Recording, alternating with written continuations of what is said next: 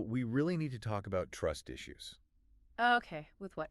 Specifically, the trust issues that I think we all has with that little white sticker you get on a new car. Hmm. The EPA range estimate. Ah, right, the official number. The one that's, let's be honest, the source of a lot of anxiety. It is. You see 300 miles printed there, but, deep down, that's a perfect world number. Oh, absolutely. Downhill, with the tailwind, no AC, and a driver who probably skipped lunch to save weight. Exactly. Usually, you get the car, you drive it like a normal human, and you're lucky to get, 80% of that? It's just the unwritten rule. It is. But today, our deep dive is looking at a car that it flips that whole rule on its head. Mm-hmm. We are talking about the 2026 Mercedes-Benz CLA 250 Plus sedan. And it is a fascinating case study. Fascinating is a very calm way of putting it. I mean, Edmunds just did their real-world test on this thing, and it didn't just meet the EPA estimate, it humiliated it. Mm-hmm. We're talking about a car that beat its official government rating by 16%. Which is, statistically, that's massive. If your phone battery lasted 16% longer than they told you it would, you'd be ecstatic. Right. For a car to do that at highway speeds, that tells you something really, really radical is happening in the engineering department. So that's our mission today. We're going to tear apart the specs on this CLA 250 Plus gate. We've got the official data from Mercedes. We've got a great technical breakdown from Electric and a very, let's call it a spirited debate from the subreddit electric vehicles. Right. We need to figure out, is this a fluke or has Mercedes actually cracked the code on EV efficiency? And maybe more importantly, what are the hidden costs of that efficiency? Because as we're going to see, there are some pretty serious engineering trade-offs hiding behind those big flashy numbers. Okay, so let's start with what I'm calling the range revelation. Because honestly, when I saw the Edmunds report, I thought it had to be a typo. It really does look like an anomaly at first. So let's set the baseline. The official EPA number for the 2026 CLA 250 Plus is 374 miles. 374. And that's from an 85 kilowatt-hour battery. Which is a solid number. 374 is respectable. It's a safe number. Right. But then Edmunds takes it out. And for anyone who doesn't know their testing, it's not a gentle process. It's a loop. 60% city, 40% highway. And they drive it normally. Totally normally.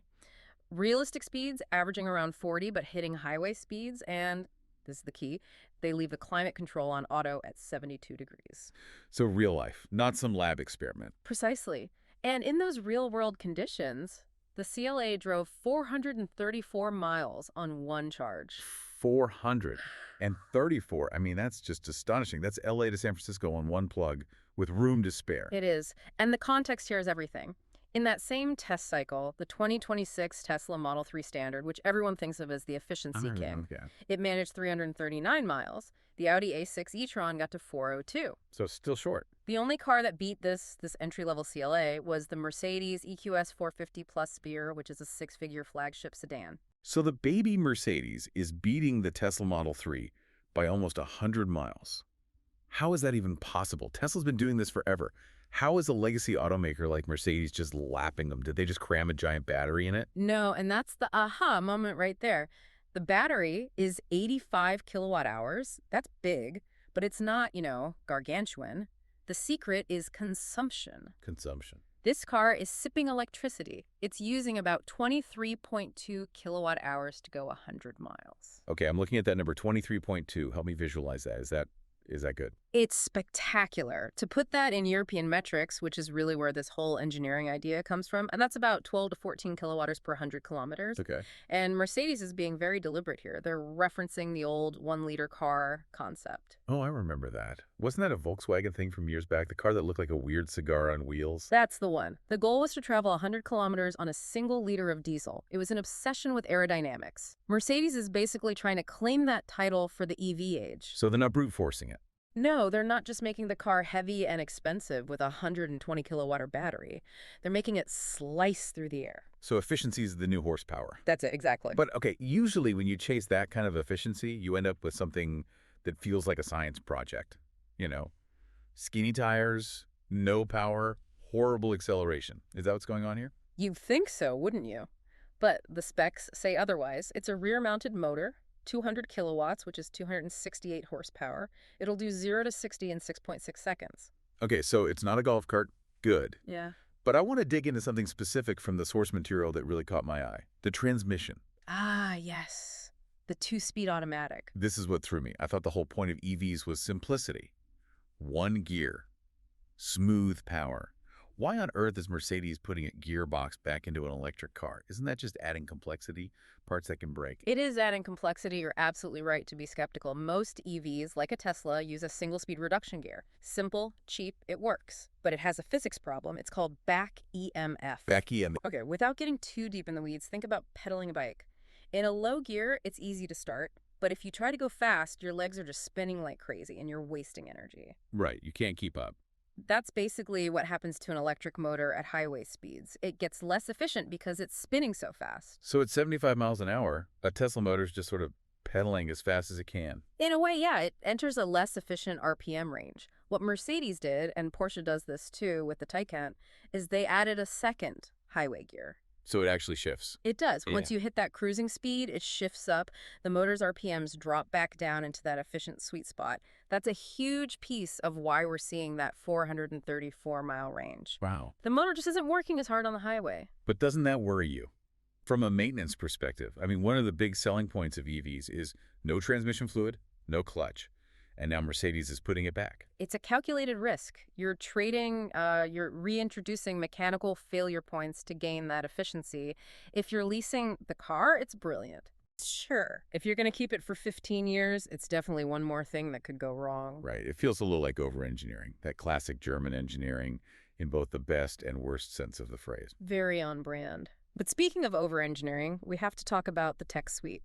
It's not just mechanical. The Electric Intelligence Navigation System. Yes. This is the software side of efficiency. The car's nav system doesn't just look at miles, it looks at topography. It knows there's a steep hill coming up, it knows the outside temperature, it actually preconditions the battery based on your route. See, that I like. That's useful complexity. Yeah. Okay, but let's pivot to what set the Reddit boards on fire, the charging. This is where the whole specs on paper versus reality debate gets really, really interesting. Yeah, this was definitely the most contentious part of the deep dive. On paper, the CLA is a monster. 320 kilowatt DC fast charging. It can go from 10% to 80% in 22 minutes. Which is just blisteringly fast. That's barely enough time to run in, grab a coffee, and get back to the car. It is, and the users on electric vehicles were all over the charge curve. Okay, break down charge curve for us. Why is that more important than just the peak 320 number? So think of it like filling a bucket with a fire hose. You can blast the water in when the bucket is empty. That's your peak speed. Right. But as that bucket gets half full, if you keep blasting, water goes everywhere. You have to throttle back. So a bad charge curve would be like it hits a high number for a second and then just drops off a cliff. Exactly. But the data on the CLA shows it holds that pressure. Even when the battery's at 50%, it's still pulling 200 kilowatts. Users were saying it overclasses rivals like the VW ID.4 or the Volvo EC40, which just throttled down way earlier. That sounds incredible. So where's the controversy? Why was everyone arguing? The controversy is about voltage. Yeah. The CLA is an 800-volt car. Okay, which is kind of the new high-end standard, right? Porsche, Hyundai, Kia, they're all doing 800 volt now. They are. It lets you use thinner cables, you get less heat, it's more efficient. But we live in a world that is still full of 400-volt infrastructure. The older stuff. Older Tesla superchargers, a lot of the generic chargers out there, they're 400-volt systems. So what happens when I plug my fancy 800-volt Mercedes into a normal 400-volt charger? You hit a bottleneck. The physics is power equals voltage times current. So if the charger can only give you half the voltage, you'd need double the current to get the same speed. But you can't just do that. You'd melt the cables. And you're just stuck? You're stuck charging slowly, unless the car has a very specific piece of hardware. It's an onboard DC to DC converter that boosts the 400 volts from the charger up to the 800 volts the battery needs. And the CLA has this. Well, that was the panic in the Reddit threads. Because in Europe, the rumor is that this converter might be an option. Wait. An option? Like heated seats? Sir, would you like the ability to charge your car at normal speeds for an extra $500? Potentially. Now, for the U.S. market, the consensus seems to be it'll be standard, just because our charging network is such a mess. But can you imagine being the buyer who didn't check that box? Oh, that's a nightmare. You pull up to a 150 kilowatt charger, you're expecting a 20-minute stop, and because you're missing this one part, you're pulling 50 kilowatt and sitting there for an hour. That's hidden complexity the average person would never even think to look for. It's the beta tester tax. The early adopters of 800-volt cars are discovering the grid isn't quite there yet. Which brings us to the longevity debate. Because there was this one user, Daxaus, great name by the way. It is a good name. He raised a huge red flag about all this fast charging. Yes. Daxaus brought the chemistry argument into it, and it's a really valid point. We're talking about 4C charging rates. Which means what? C is just the capacity of the battery. So 1C means charging the whole battery in an hour. 4C means trying to charge it in 15 minutes. That sounds violent. It's a violent amount of energy to be shoving into a chemical cell. It generates a ton of heat, yes, but Daxaus was worried about something called lithium plating. Okay. When you force ions to move that fast, some of them can kind of pile up on the surface of the anode instead of being absorbed properly. This forms metallic lithium. Which sounds bad. It's very bad. Over time, that metallic lithium can form these microscopic spikes called dendrites. And if those spikes grow long enough, they can pierce the separator inside the battery cell, cause a short, and kill the cell. So his argument is basically that by chasing these 20-minute charge headlines, Mercedes could be building a battery that's designed to die right after the warranty is up. That is the fear, yeah. That we're prioritizing the convenience for the first owner at the expense of longevity for the second or third owner. It feels like the iPhone-ification of the car market. We all just accept that our phone battery is going to be junk after 3 years. Yeah. Are we supposed to accept that for a $50,000 car now? It's a real shift in how we view the machine. Is a car a durable good you keep for 20 years, or is it consumer electronics? Mercedes gives you an 8-year, 100,000-mile warranty that protects you. But if that battery is heavily degraded by year 9 because it was supercharged every single day, that car is effectively totaled. The replacement cost is more than the car is worth. That is a terrifying thought for resale value. If I'm buying a used CLA in 2034, how do I know if the last owner slow charged it at home or just blasted it with 320 kilowatts every day? You don't, and unlike an engine where you can listen for a knock, you can't hear dendrites forming. Okay, let's talk price, because this is another huge point of contention depending on where in the world you're listening from. A tale of two markets for sure. In the U.S., the starting price is listed at $47,250. Which, I have to say, for a Mercedes with 434 miles of real-world range, that is incredibly aggressive. It is. That puts it right in the crosshairs of a Model 3 long range or a Hyundai Ioniq 6. It's a deliberate shot across Tesla's bow. But if you look at our sources from Denmark, Germany, the tone is completely different. Reddit users there were furious. Really? A mid-spec version there is hitting the equivalent of $78,000 US. Ouch. So in Europe, it's a luxury item, but in the U.S., it's a volume play.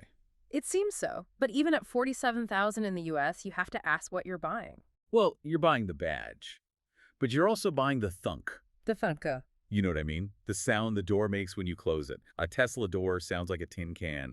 A Mercedes door sounds like a bank vault closing. That is true. And the reviews did highlight that. The CLA is quieter, it isolates you from the road more.